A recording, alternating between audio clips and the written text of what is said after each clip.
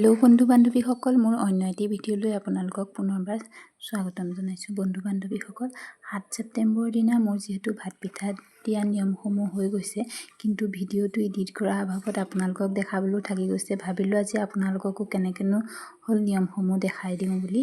এনেদৰেই গাঁৱৰ বৰমাহঁত আহিলে সোনকালে, আহি কিছু ভাত পিঠা বনোৱা কামত লাগিলে। এয়া আমাৰ মা দেই, শাহু মা মানে বহুত এনেদৰে বৰমাহঁতো নিজৰ নিজৰ কামতে ব্যস্ত হৈ আছে। এনেকৈ হেনো ভাত পিঠা বনালে পানীটো হেনো উতলাই ল'ব লাগে। আপোনালোকৰ ফালে বাৰু ভাত পিঠাৰ সাতমহীয়া যিটো নিয়ম সেইটো কৰেনে জনাবচোন দেই। আমাৰ ফালে এনেকৈয়ে কৰে বাৰু, ঠাই ভেদে বেলেগ বেলেগো হ'ব পাৰে, নাজানো বাৰু। এনেদৰে বৰমাই এয়া কাঢ়িছে, দেখিছেনে? মাহঁতৰে কাম কৰি হৈ গৈছে, কাৰণ 12টা বজাৰ আগতেই যিহেতু মোক খুৱাব লাগিব, সেইকাৰণে আয়োজন কৰি 12টা বজাৰ আগতেই প্ৰাৰ্থনা এটা কৰি আৰম্ভ কৰা হ'ল।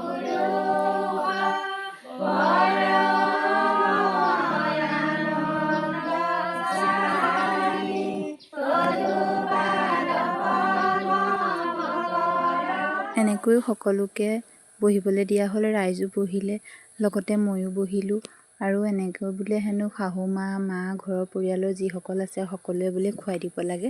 এনেকৈ মোক শাহু মায়ে খুৱাই দিব ধৰিলে, আৰু মায়ে খোৱালে, ভণ্টিহঁতে খোৱালে, নবৌহঁতে খোৱালে, সকলোৱে খোৱালে আৰু মানুহজনেও খোৱালে। বন্ধু বান্ধৱীসকল, আহিবলগীয়া দিনকেইটা যাতে ভালকৈ যায়, আপোনালোক সকলোৱে আশীৰ্বাদ কৰিব। বন্ধু বান্ধৱীসকল, আপোনালোকে বাৰু মোৰ আজিৰ ভিডিঅ'টো চাই কেনে পালে কমেণ্ট কৰি জনাবলৈ নাপাহৰিব দেই। আৰু এনেদৰে নতুন ভিডিঅ' পাই থাকিবলৈ মোক যাতে আপোনালোকে সাহস দিয়ে।